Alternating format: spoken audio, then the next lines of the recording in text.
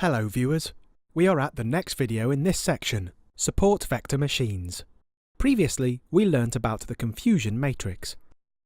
In this video, we are going to understand what a support vector machine does.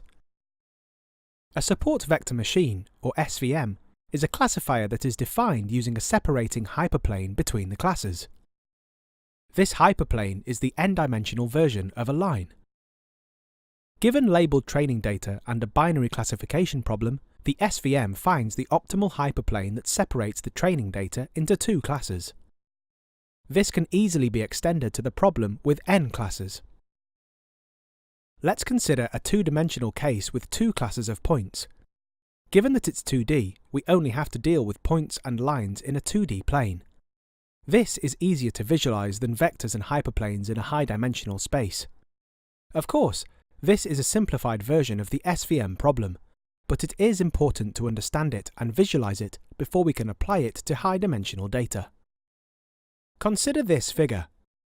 There are two classes of points, and we want to find the optimal hyperplane to separate the two classes. But how do we define optimal?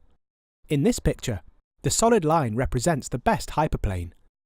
You can draw many different lines to separate the two classes of points, but this line is the best separator, because it maximizes the distance of each point from the separating line.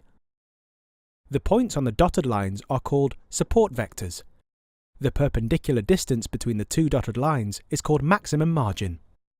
So, that's all for this video. In the next video, we will classify income data.